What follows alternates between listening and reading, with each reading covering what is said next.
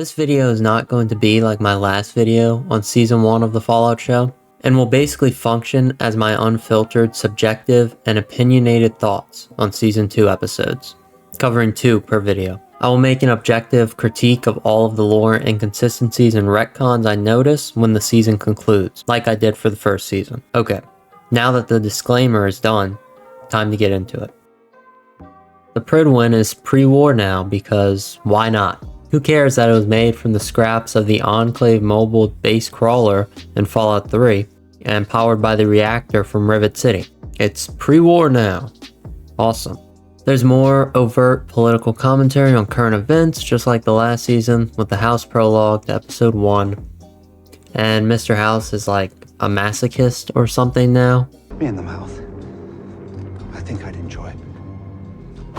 Later on in the season, we'll see more of this, but House has a total shift in character, and in this scene specifically, puts himself in harm's way just to test out this new stupid mind control device that they introduced with the show. So House mind controls this guy and orders him to kill his buddies because let's just make everyone evil with no nuance, but this dude gets hit in the back of the head with a wooden bat at the end and just dies. I'll show it right now. I'm sorry, but if you expect me to believe he died from that light of a blow, then you're just crazy. If he didn't, then Mr. House would have had a sketch 100% drawn up of him for local law enforcement, which would implicate him in this murder of 2 people, and also make operating as the richest man in Vegas pretty difficult. Not a smart move to do this, no matter which way you slice it. Novak is all out of shape. The highway is a dirt road, the overpass is non-existent, and the dyno is facing the hotel. You know, the tourist trap that is supposed to draw people driving on the highway in is facing away from the highway. Though now that highway is just a dirt road to nowhere. Helios 1 is also too close to Novak, assuming that that is Helios 1 behind Novak, as the words on top are kind of hard to make out, but it appears to say Helios 1. Oh, and there's just a random pool in the courtyard as well, because they need a place to film the not so cool fight scene. Rule of cool, baby. The cons being here means the Legion ending is not canon, because in that ending they are forcibly absorbed, so it's either Yes Man, Mr. House, or the NCR. And judging by the state of the NCR, I think we can assume that on Todd's quest of total NCR annihilation, it was not the NCR ending, which leaves Yes Man or Mr. House. The ghoul says that there was a store in where Jeannie Mae Crawford was, so the greeting office, according to the ghoul, was a store, and it was run by a Darla, apparently. Yes, a Darla, not Carla, Boone's wife. No, they added a new store in an already occupied room and took a character's name and replaced the first letter, intentionally or not. Till you matching jacket motherfuckers had to move in. Doesn't every faction have matching apparel? What is this goofy ass roast? The ghoul shows off his god mode cheats again by not having his neck snap. Marvel tier comedy line from Lucy. And since I had to watch this twice or 3 times, because I think I watched the trailer too, plus 2 times through the season so far, you have to watch it again too. Hi, excuse me. Hi, excuse me. So sorry. I'm hoping you can settle an argument between myself and my traveling companion there. We are hunting down my father, who is not a good guy. And on this journey, we found ourselves in need of food and supplies. Plan A was to leave you alone and avoid this scenario altogether, but we tried that and I just start starving to death. Plan B, his idea, by the way, was for me to turn him over to you so that you would open up your safe and give me the considerable bounty you put out on him. Fucking shoot! The idea was I would shoot him down, you take your weapons, and use whatever violence necessary in order for us to escape. Which, in my experience thus far, it's a lot of violence. So, I'm really, really hoping you'll agree to Plan C. What's Plan C? You just let us go. And we keep the caps you gave me. Which, to be clear, we do need for our survival. And just to ask the question, would it help if I said please? Whoever kills the girl gets to eat the dog. Okie dokie. The showrunners make Lucy shoot non-lethal shots in an effort to make her appear innocent or naive. Yet these people she's immobilizing will bleed out and die. So she is just elongating their suffering. Because there's not going to be a doctor to come patch them up afterwards in the wasteland. At least the choreography is good, right?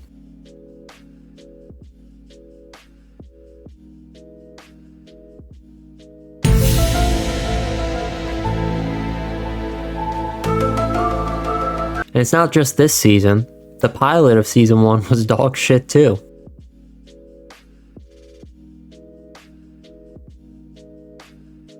The fusion core is emitting enough radiation to instantly heal the ghoul's neck like he's Wolverine or Deadpool. From Novak, it is a straight cut path on the highway to Vegas, yet they're in the middle of the desert.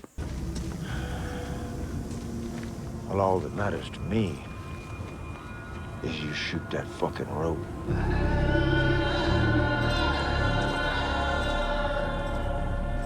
The ghoul's theme is retarded.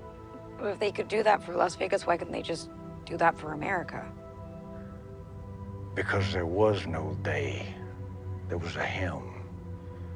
A man by the name of Robert House. Robert House is painted as an uninspired villain with no nuance.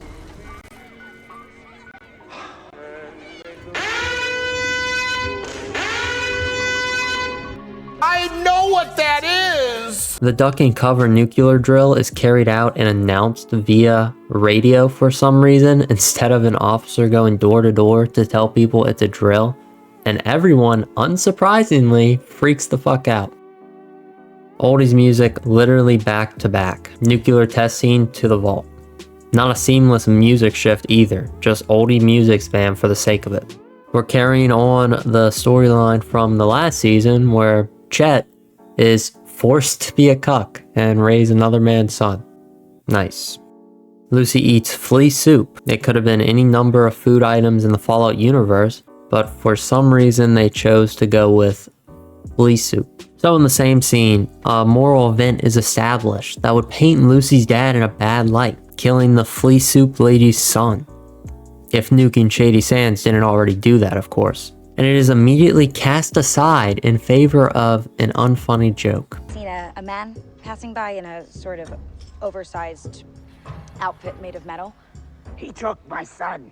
Oh, I'm sure your son is... He's dead. No, we don't know that. No, he's dead. Just my kind of luck. Cocksucker owed me money. Starlight Drive-In is on the West Coast now. I know about the experiments. Been to Vault 4.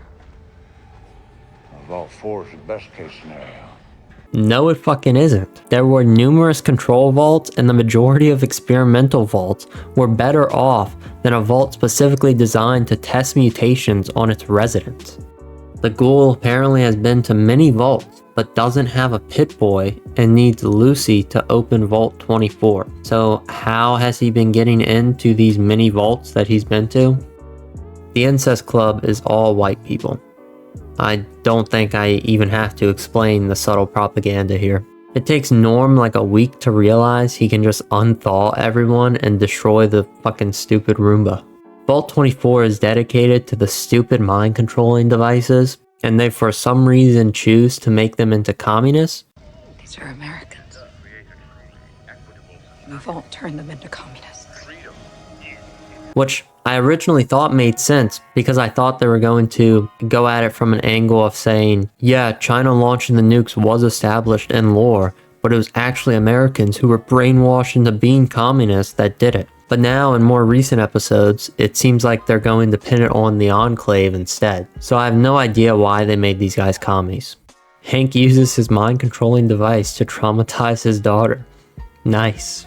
So we see Hank enter his super secret Vault-Tec facility, except as soon as you enter, there's a giant Vault-Tec symbol. Great way to hide who is doing the super shady stuff down here if someone were to discover it. Hank attempts to talk to Mr. House on his radio indicating he was behind Vault-Tec, and talks about discussing a promotion, which better be code for moving higher up in the super secret plan they have, because if this is some communist criticism of capitalism, it makes no sense. Why would he be worried about a monetary increase after the world has ended and money is useless? So to preface this, in season 1 we see a bus or a train being used in a flashback to Shady Sands. But here we see roads that are definitely not meant for cars, and cars without tires. It's important to note that Shady Sands is a city that has existed for 116 years, or 122 if you decide to listen to Todd explain away the chalkboard in the show. And since the Shady Sands of the show is a retcon version of the town moved to Los Angeles, it's safe to assume all of these buildings are pre-war refurbished buildings.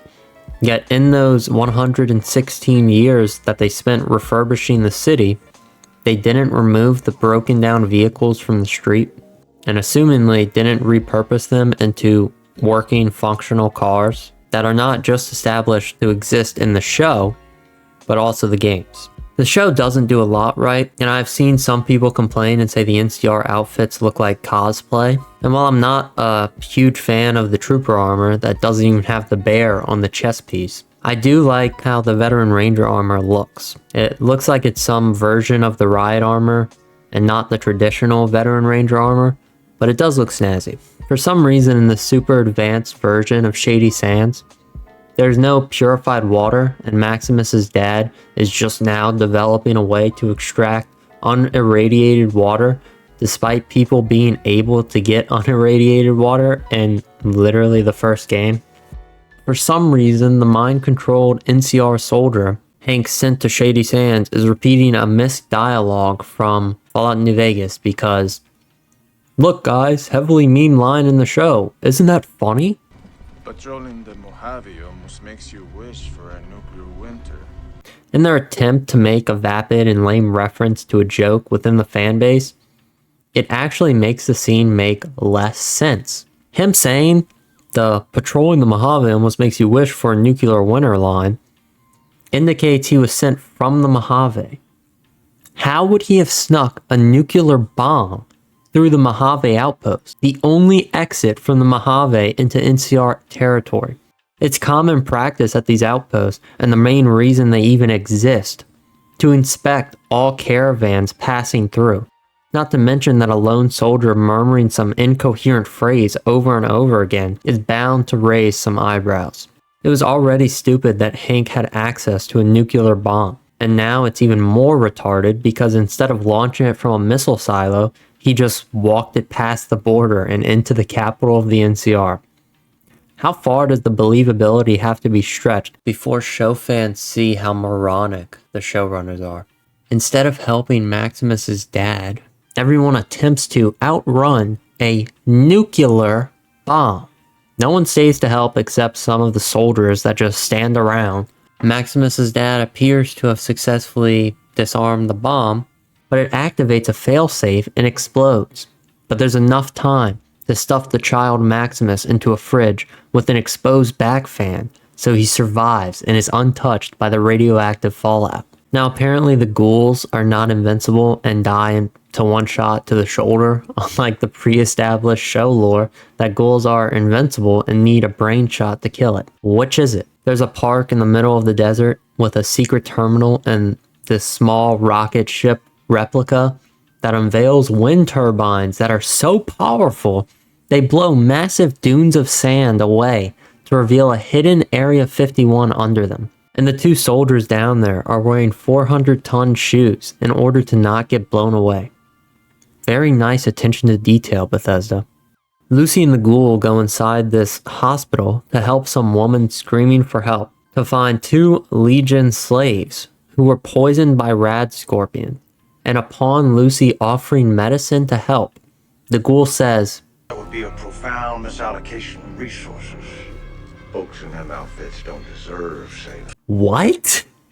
A random slave dying doesn't deserve saving? Slavery for 400 years? For 400 years? That sounds like a choice. Do the showrunners think the Legion slaves joined the Legion willingly? And even worse, The ghoul just straight up kills the other slave and starts eating him. Ghouls are literally just zombies in this show. Side note, the ghoul is supposedly this badass gunslinger, but he almost dies to a normal ass rad scorpion. Also, why is there 2 Legion slaves with no explosive collars outside of a Legion camp with no legionaries overseeing them? What is stopping them from just running off? And the last surviving one just goes back to the Legion and is promptly executed because look at how evil they are. When it cuts back to Norm, America's best and brightest officials at Vault-Tec in on the corporate scheme are all fucking morons. And upon hearing that the stupid Roomba brain is dead, they all freak out like children. When we get back to Hank, he is trying to improve the mind-controlling devices from last episode to try and perfect the tech by experimenting on rats. We see a montage of rats exploding from it.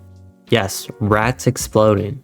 We don't see him tinkering with the device or anything like that. We see him go to and from the rat lab to get a rat, then takes it back and it explodes. Rinse and repeat. And regardless, it is seemingly pointless. Hank mind-controlled a person to bring a bomb into Shady Sands, and now he's back to experimenting with the tech on rats? Why? Back to the Brotherhood, and they are opening the hangar in Area 51. And to be honest, I'll let the stupidity speak for itself. Holy shit. A real fucking icebox. Huh. We used to play with grenades inside.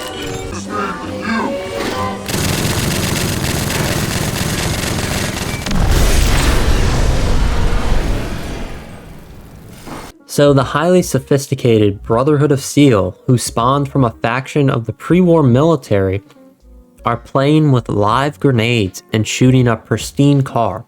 And I've seen retarded cope saying, what would the Brotherhood even use a car for? I don't know, maybe transportation? But okay, fine, let's say they don't care for cars and would rather just fly everywhere. What about the technology inside of this pre-war, pristine condition piece of technology? Sorry, but that makes absolutely no sense. And the Brotherhood would never authorize these dumbass knights to blow up this tech. They put the cold fusion in a terminal inside Area 51, like the one that was in the Season 1 finale. And for some reason, the Israeli looking chick isn't happy. I don't know if I missed something, but when did she get a hate boner for the Brotherhood of Steel? Okay, so apparently all the Brotherhood chapters have a chain of command now, and the one at the top is the Commonwealth. In case you didn't already realize that Bethesda is overriding Fallout 1, 2, and New Vegas with their own lore and factions. Todd Howard's Brotherhood of Steel reigns over all others. So anyway, this Brotherhood wants a civil war with the Commonwealth because they would take cold fusion and give nothing in return, according to the elder of this chapter, and a bunch of other chapters are called over to discuss it. And they all have Pridwins too, because why not? Rule of cool, bro. The other Brotherhoods are even bigger jokes than this one. One is under the command of a Mongol-looking fat woman. Keep talking in our car, you want. The other is a sexist chud. Yeah, where we come from, women don't get to talk. Cunt. And lastly, a wannabe crusader wearing chainmail that fucks robots. Just like that they let you fuck robots. That was one squire, and he was well within his rights. Oh, and did I mention that the 2 knights were playing with the live grenade again? Surely if you didn't laugh the first time, you laughed the second time, right guys? The show Brotherhood bribes the other chapters with fusion cores that are assumingly abundant in every chapter of the Brotherhood of Steel that we ever meet in the games. And they all cream themselves. Okay. Back to Lucy, and the slave calls her a profligate, which is a misuse of the term as it's used to refer to enemies of the Legion, not just non-Legion people. What she probably meant to say is something like dissolute, which is what the slave is too, so I don't know why she would be calling her that. Back to Norm, and despite him unthawing everyone, there are cryopods in the back that are still closed. These people act as literal children, dude. Norm tricks them into thinking band-aids are merit dots, and that gets them to stop freaking out and work on a way of how to get out of this place. Those of you who work quickly And as a team, we'll receive these merit dots. Merit dots? Wait. Are these the future of America, or are they oversized children? Back to Hank, and it's shown that there are people in cryostasis in the super secret Vault Tech hideout, and Hank unfreezes one to test the mind controlling device on him despite having no success with the rats. And his head explodes. Awesome. Back to Lucy for 10 seconds, and she's ambushed by the Legion, and instead of being killed or enslaved, she's taken to the leader, which I'll talk more about in my next video when it actually happens. Totally ridiculous though. So Norm and his compadre of clowns climb out of the vent, which is just a tube straight to the surface, which would have presented two issues. One, radiation would have leaked through that vent when the bombs dropped like water. Secondly, it's a huge security risk. Someone could just enter through it and blow open the maintenance hatch. Finally, we go back to the Brotherhood for the last section of the episode, and we see even more barbarism from this super advanced militaristic faction. They have a fight club where they fist fight each other in power armor, damaging field equipment and injuring soldiers. A little later, Maximus gets challenged to a fight by this 7-foot jacked guy. And in the fight, that guy decides to pull a knife out. And no one in the Brotherhood does anything. But don't worry, Maximus has his plot armor strength, so he's able to outclass this mountain with a weapon, with his bare fists, and kill him with his own knife. So, the Brotherhood in the show meaninglessly damages their equipment, gets their soldiers injured, and gets a roided out giant killed for just a little fun. Oh, and the Commonwealth Brotherhood arrives from New Delhi as a cliffhanger. I hope you guys liked this video. It was a little more loose than my usual videos, where I try to take an unbiased or present an objective stance on things. If you enjoyed watching, like, subscribe, and comment. I'd also appreciate any feedback from you guys as well. And don't worry, the Legion video essay is coming, and I will continue to make video essays. It's just that those videos take a lot longer than these little rant videos, and I figured I should be making something in between the big video essays instead of me posting nothing for months in between videos. Anyway, I'll see you guys next time, and remember, don't you dare go hollow.